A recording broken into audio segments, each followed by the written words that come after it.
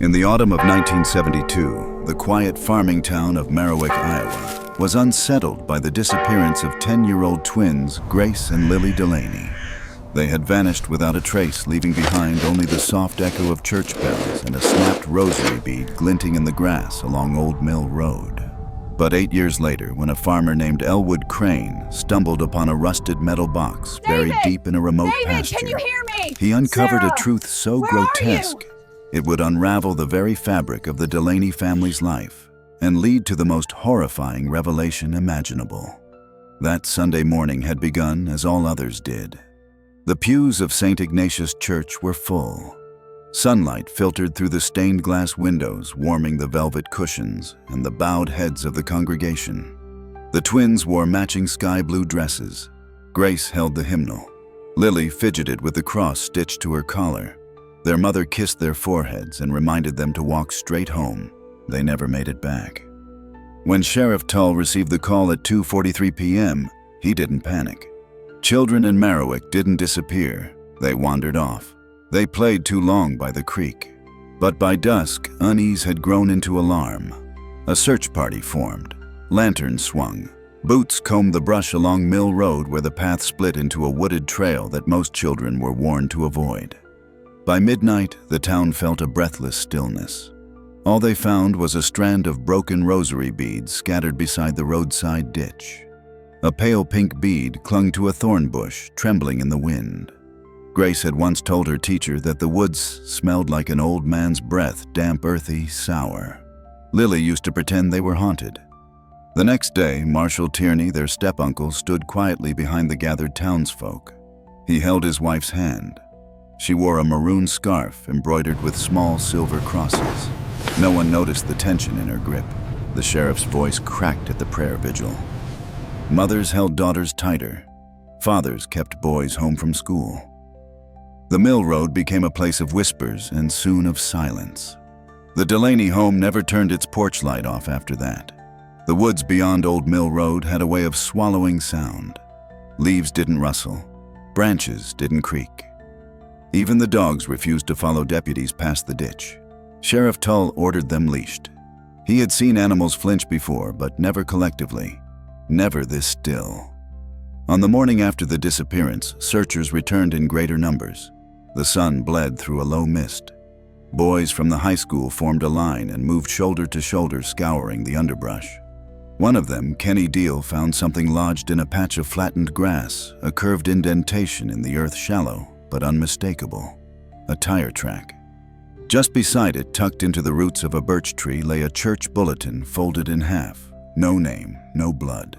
No, but the page was warped from dew and faintly smelled of oil. Someone had been there. 3 more tire impressions were located nearby. Sheriff Tull crouched low, brushing aside leaves. The grooves weren't tractor tread. These were passenger car wheels worn smooth in the middle. And they weren't from that morning. Judging by the dryness of the surrounding soil, they had been there a day or more. A local man swore he'd seen a tan sedan parked on the side of the road that Sunday just before the bells rang. He hadn't caught the license plate, but he remembered the driver was alone, wearing dark glasses, reading something in his lap. The tip sparked a surge of theories. Who drove a tan sedan? The question spread like fire through grain. Marshall Tierney had owned one, but it was gone now, sold months earlier, according to his wife. Kenny Deal's father used a work van, not a sedan.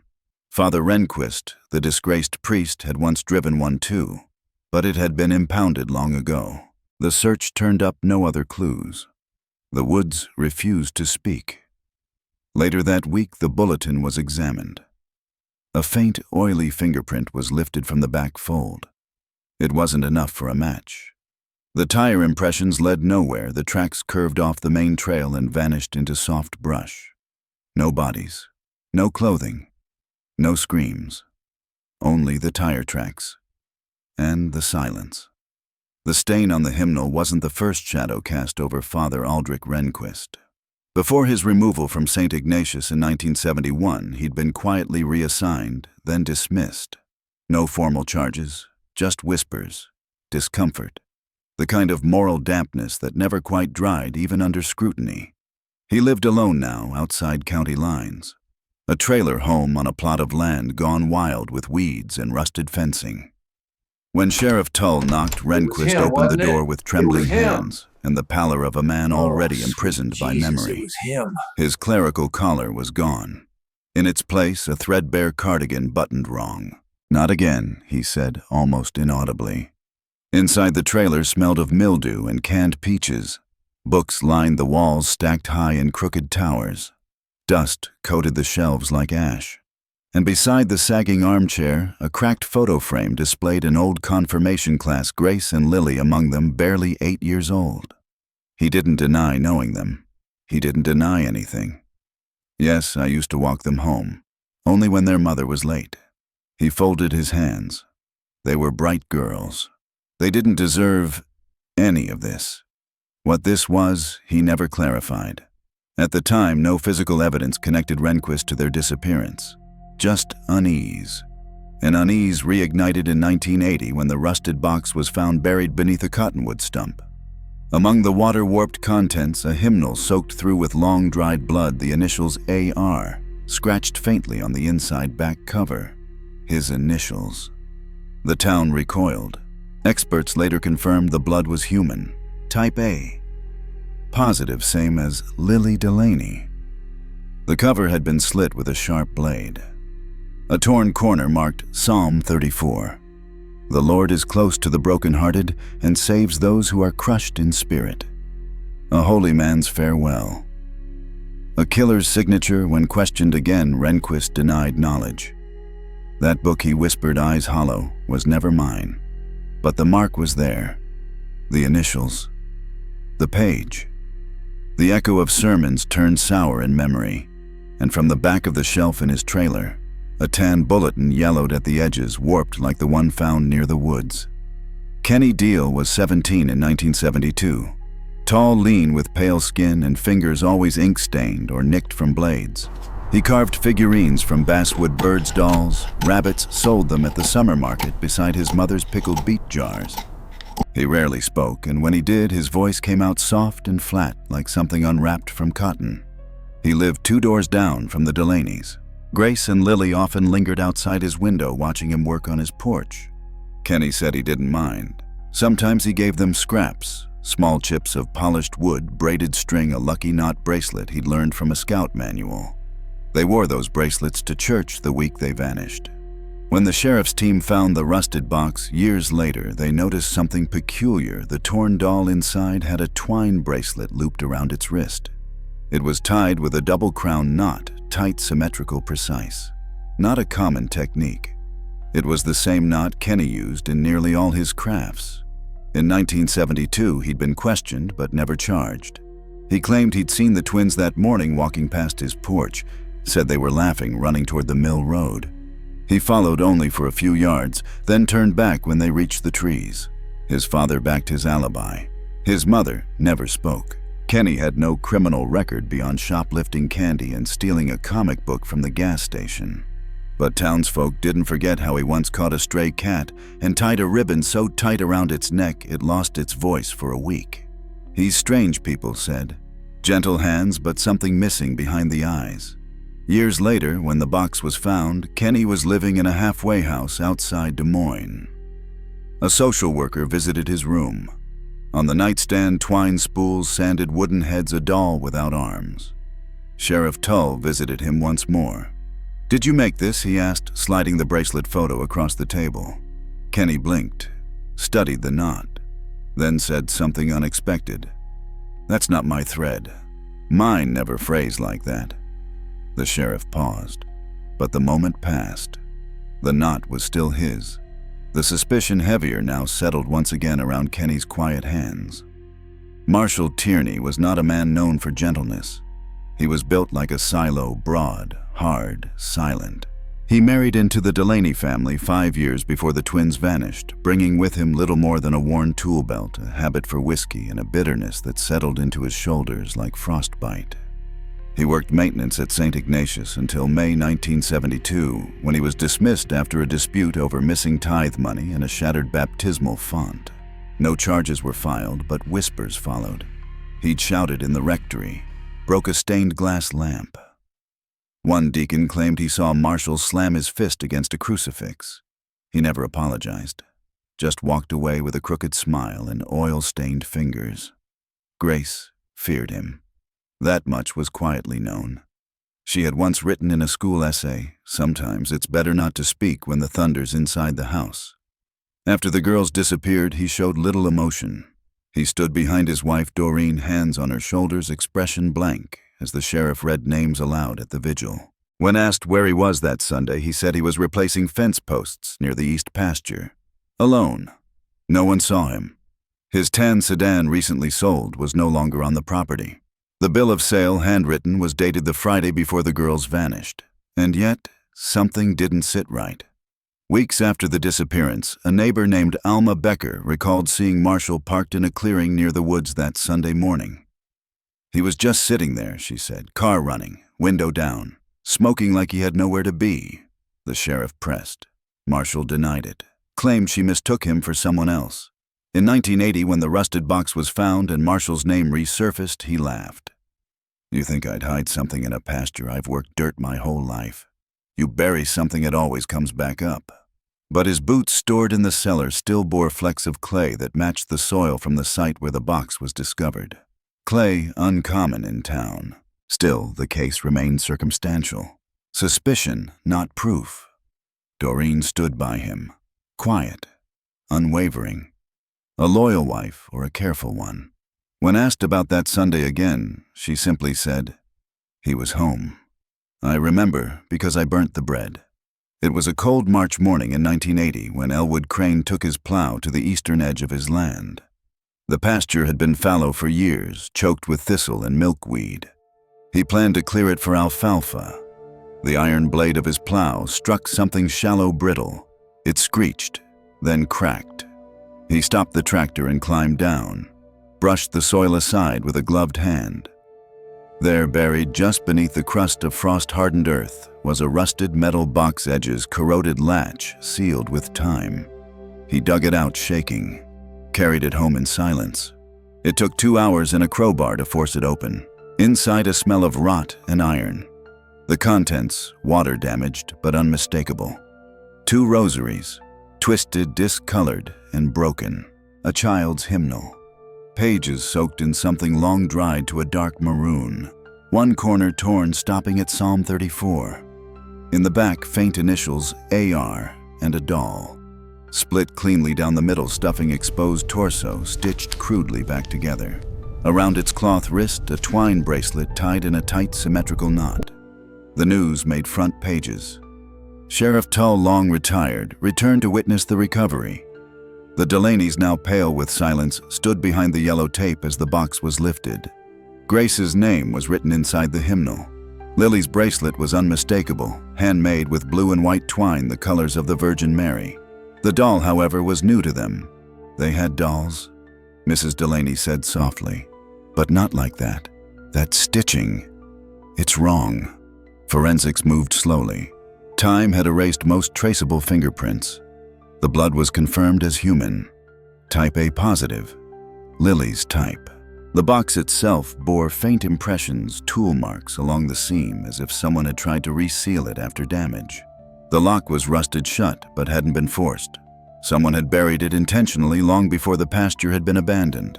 And beneath the hymnal's back flap, a scrap of cloth, linen, embroidered with the faint outline of a flower, delicate, white on white thread. A daisy, perhaps, or something less innocent. The box had waited, 8 years under dirt, long enough for people to forget the scent of fear. In the forensic lab, the doll was laid bare beneath clinical lights. Its body had once been muslin, common, cheap, but the stitchwork down the center was not. A single vertical seam ran from chin to navel, tight and deliberate, sewn with care yet lacking symmetry. Someone had tried to conceal a split, not merely repair a tear. The technician cataloged every fiber. The twine bracelet matched others previously linked to Kenny Deal's handiwork, but one detail stood out.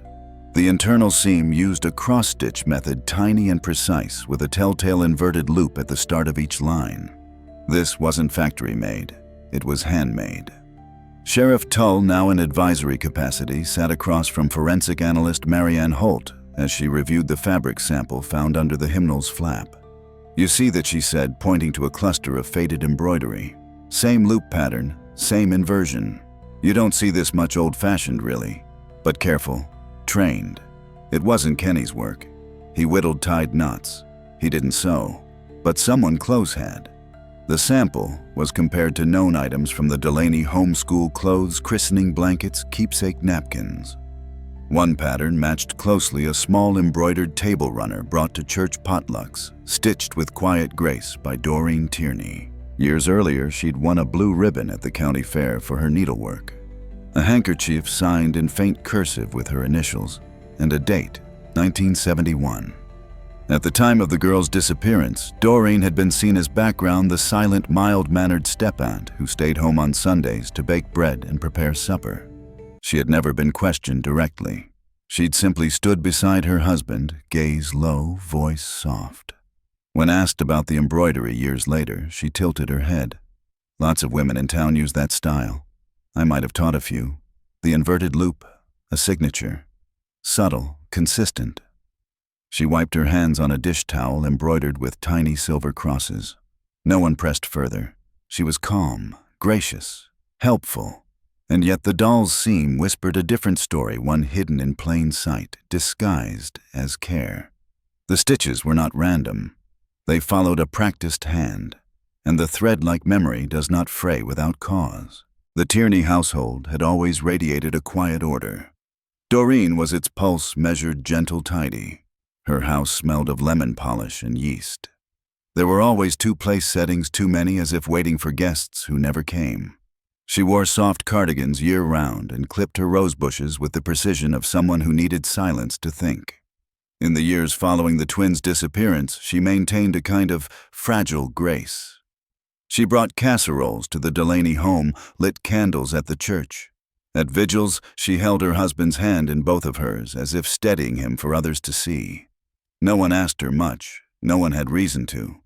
When she finally spoke to investigators in 1980, after the box was found, it was in a soft, unwavering tone.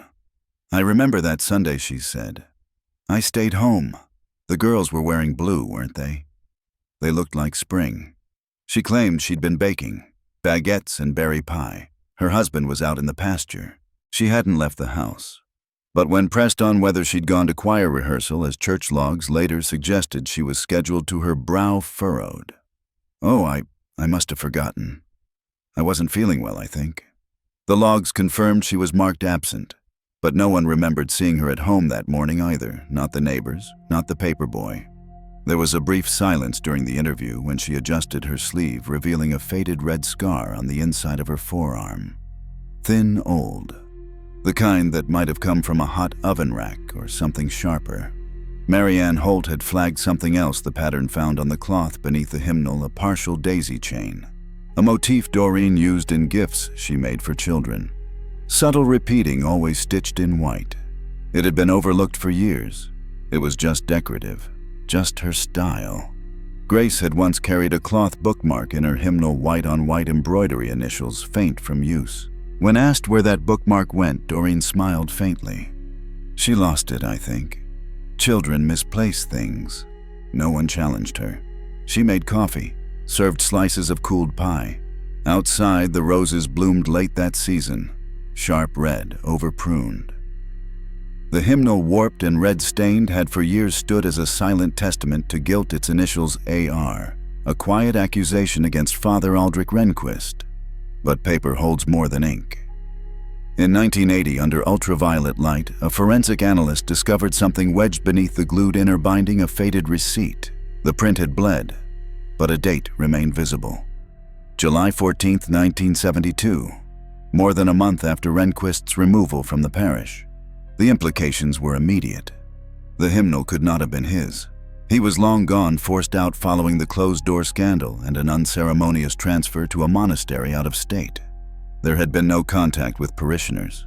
He hadn't returned, not even secretly. The initials were misleading, common, perhaps even planted. The blood, however, was real. Still, it had not been enough. No DNA testing existed at the time. The best they had was blood type, and type A positive was not rare. The hymnal's torn page remained fixed at Psalm 34. Investigators believed it was deliberate symbolic. But something else emerged on that same page, pressed flat from years of compression, was the imprint of a leaf. A real one, long rotted away, but its veins had left an outline, pressed into the page with care. A Sunday school tradition, perhaps. Grace had once brought home leaves tucked into her math book. They make good keepsakes, she'd told her teacher. Better than pictures. You can still smell where they came from. Back in the Delaney home, the twins' mother retrieved a small wooden box from the attic. Inside, Grace's old notebooks, some folded drawings, and a leaf. Dried, browned, delicate, nearly identical in size to the imprint found in the hymnal.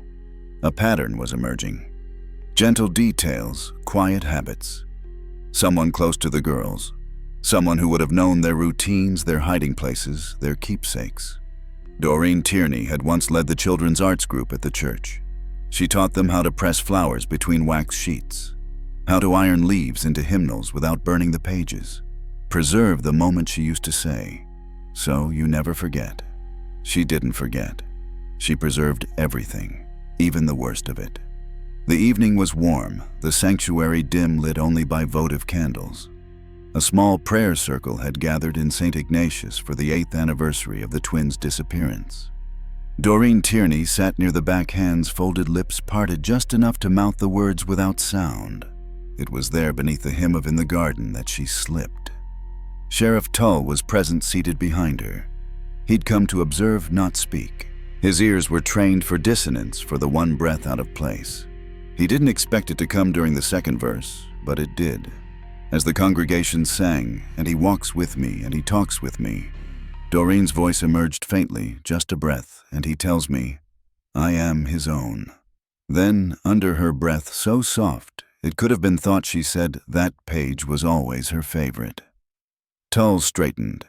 He watched her lips, listened again, but she said nothing more. After the service, he approached her as she packed up candles into a basket embroidered with a delicate floral hem. "Did you say something about Grace's favorite hymn?" he asked casually. She blinked. "Did I? Oh, I don't remember. It's been so long." But the detail gnawed. The marked page in the blood-stained hymnal, Psalm 34, was never released publicly. The scrap of receipt, the pressed leaf, the torn page, none of it made the news. Yet Doreen knew. Back at the station, he reviewed the old interviews. Doreen had never mentioned Grace's favorite hymn before. No one had. How could she have known? He returned to her home days later under the pretense of community outreach. She welcomed him with coffee, almond biscuits, and a room that hadn't changed since 1972. Crosses on the wall, hymnals on the shelf, embroidered curtains dancing slightly in the wind. One hymnal caught his eye, aged, frayed at the edges. He thumbed through it. No blood, no initials, but Psalm 34 had been underlined. Once, in faded pencil. Doreen noticed his pause. "We all have a verse, don't we?" she said. "One that stays with us, even when we try to let it go." Her voice didn't tremble, but her hand resting on the teacup was white at the knuckles. The silence beneath her voice was beginning to echo. It had been assumed from the beginning that the bracelet, the one found wrapped around the torn doll's wrist, was the work of Kenny Deal.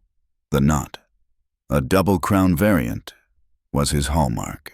He'd tied them often, sometimes selling them for 50 cents apiece during the Merriwick Harvest Fair. But what had once seemed like a fingerprint began to feel like a planted print. It was the fraying that changed everything. Marianne Holt noticed it first, an unraveling at the tail end just above the loop. Kenny's knots were tight even when rushed. He varnished the ends with glue or wax to prevent precisely that kind of wear. This bracelet hadn't been sealed. It had been copied. Sheriff Tull returned to the evidence locker requesting archived photos from a church arts event in 1971, Grace and Lily's class standing with handmade crafts. There in the corner of one frame was Doreen Tierney kneeling beside Kenny. She was guiding his small hands with hers. Around her wrist a twine bracelet, same knot. She had taught him. He wasn't the origin. She was. In Kenny's room at the halfway house, Sheriff Tull sat across from him again. He showed him the photograph. "Do you remember her teaching you this?" Kenny stared, then slowly nodded. "She said it was for keeping things together," he murmured, "for when things fall apart." On a hunch, Tull requested any craft projects preserved by the church. 2 were found braided bookmarks and a string of doll kits used in children's ministry. 1 was unfinished, its muslin body stitched up the center with the same inverted loop pattern found in the doll from the box. Doreen had overseen that class. At the Delaney home, a faded craft supply bin was retrieved from the attic. Inside, twine spools, embroidery needles, and a crumpled envelope addressed to Grace from Auntie Doreen. It contained scraps of linen lace trim and a starter bracelet half-finished tied off with a loose knot identical to the one from the doll. It had all been there, all along. The bracelet wasn't a message from Kenny. It was a message to him, and it had been waiting in the dark, twisted quietly around fabric and bone. It was dusk when Sheriff Tull returned to the Tierney home. The sky had softened into ash. Doreen answered the door with her usual Grace hair pinned neatly, a shawl draped over her shoulders, the scent of lavender and yeast rising faintly from the kitchen. But her eyes no longer danced with practiced calm.